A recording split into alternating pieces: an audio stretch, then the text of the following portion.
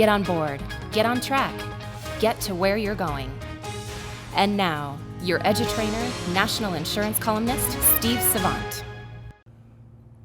Hello everyone, Steve Savant here, your EduTrainer and coach for the entry-level workshop on life insurance.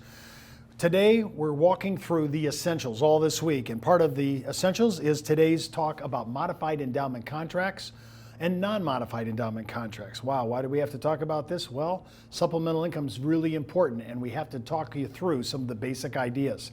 Of course, we're brought to you by our sponsor, Lincoln Benefit Life, an Allstate company, and we're using Lincoln Benefit Life software because we voted it as the #1 software, very user-friendly. We want you to go to their site, www.lblsales.com/ETW. That's www.lblsales.com/ETW. And the reason is, you'll come on their system here, and right there you'll see Run Installer. You'll click on Run Installer, download their software, and when you do, then in the weeks to come when we use their software, you'll say, oh, they're using the proposal system. You can boot it up online, you'll have it right there, and you can go page for page with me on their illustration system. So we highly recommend it. We're also giving away our life insurance manual with its vocabulary. It's really an excellent piece. And I want you to order that and say, Steve, I saw it and I want to have that. Great, no problem. TheBiz@brokersalliance.com. That's TheBiz, THEBIZ,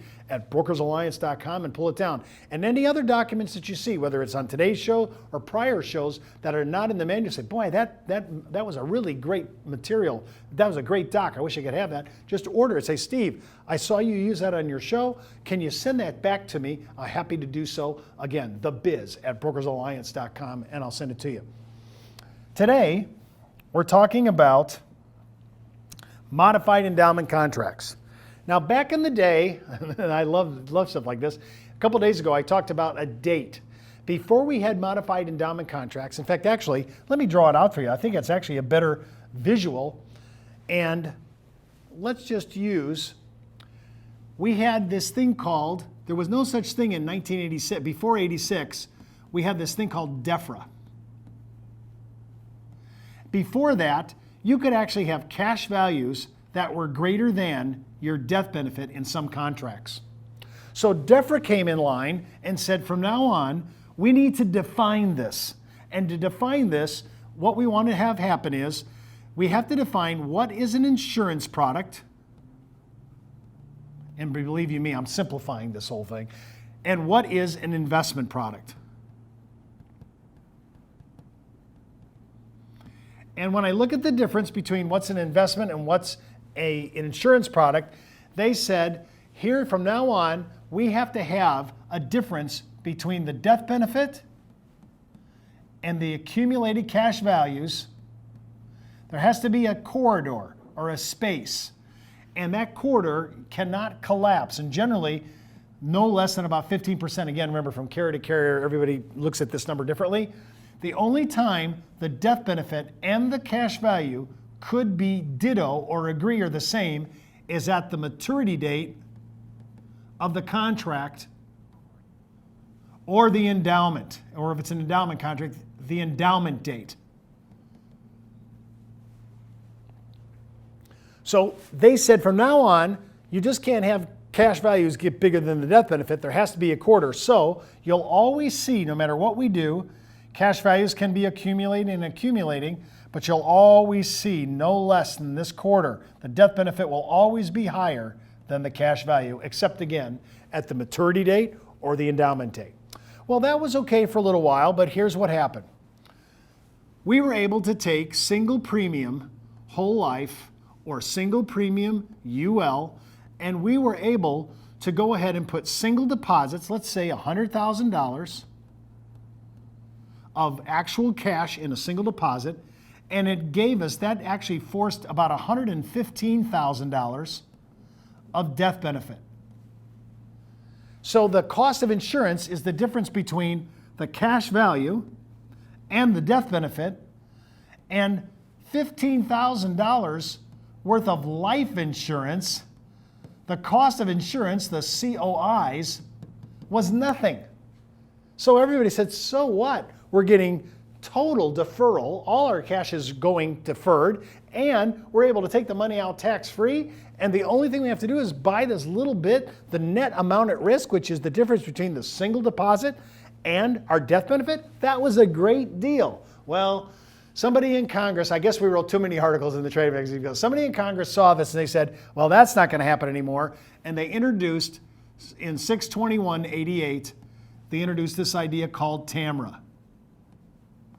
And from now on, if you did what I just said, which is take $100,000 in a single deposit, which bought about $115,000, that would be too small. And if you in that guide, they did a test called the Guideline Single Test. And that would then say, from now on, if you try to do anything like this, you will actually be creating a modified endowment product or contract.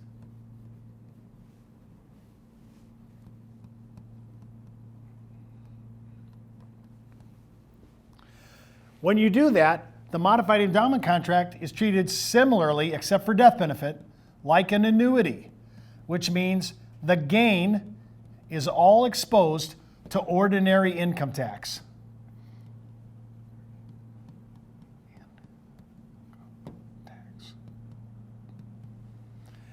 So that was kind of took the bloom off the rose. For a couple of years, we ruled in this regard. Well, now we have to do a test to see whether we think this is a good deal or not. So now if I took the same $100,000 in single deposit under TAMRA, I might actually have to buy $275,000 to $300,000 in death benefit to satisfy not only the DEF recorder, the definition of insurance, but I might have to do it to satisfy TAMRA now. But if we go ahead and buy this much death benefit, the cost of insurance, the difference is $175,000 in death benefit, so the COIs are expensive and nobody wants to do this anymore. The bloom is off the rose. However, some of the creative among us, and I'd like to think I was one of the guys back in the day, we learned that we could stage in premium. We could stage in premium. Instead of doing it a single deposit, we could put in maybe 4, sometimes 5 actual premium payments and check our numbers against the guideline annual premium, the guideline single test, and if you use CVAT, CAVT, which is the cash value accumulated test, which is predicated on guaranteed cash values and guaranteed interest rates, we could stage it in. We would be TAMRA compliant, and we were okay with TAMRA, and we could stage it in. It wasn't as good as a single deposit. It wasn't. But we got awful close. We lost a little bit off the top, but we were able to stage it. Now we stage it in all the time. The longer I have to stage it, the better it is, because the guideline annual is tracking pretty much the first 15 years of a contract. Sometimes it can go as early as 12. So if I stage it in some of our workshops that we did earlier this week, we can kind of stage this in and let this happen. Now remember, the problem I'm trying to do is I'm trying to avoid creating a modified endowment contract. So when I think about how can I avoid it, I could stage it in, and if I stage it 5 payments or less, I have 2 choices. I can use level death benefit, which some contracts work better, or I could use an increasing death benefit for 3 to 4 years, and then switch to level right after that. Using CVAT, I would use CVAT for this, and I would use the guideline annual for this, and I'd say which one is going to give me the most money at the end of this 5-year period. Which one gives me the most cash? Some contracts will give me, it will be this, increasing. Other contracts, it'll be level. It just depends upon everybody's actual software and how they allow us to manipulate it.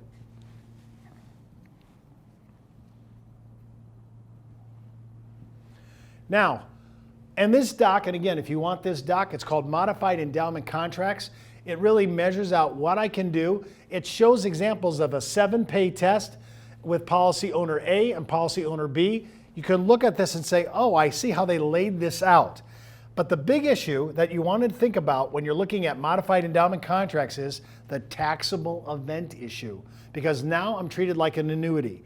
All gain is ordinary income tax. If I had a modified endowment contract, would it be better to annuitize it, since I could take a lifetime annuity and they would amortize the basis at the start part of the payment? A portion of the payment would be basis. In fact, let me draw that out, because maybe it's a little easier to see it that way.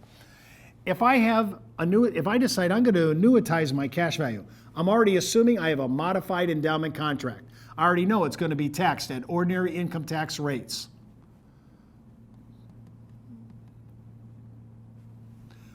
And I know that, I'm going to say, I wonder if I should annuitize it. And what the annuitization will do is it'll take this portion of the income and it'll look somewhat like this. This will be part of this payment will be basis. Part of this payment will be gain. This part is taxable.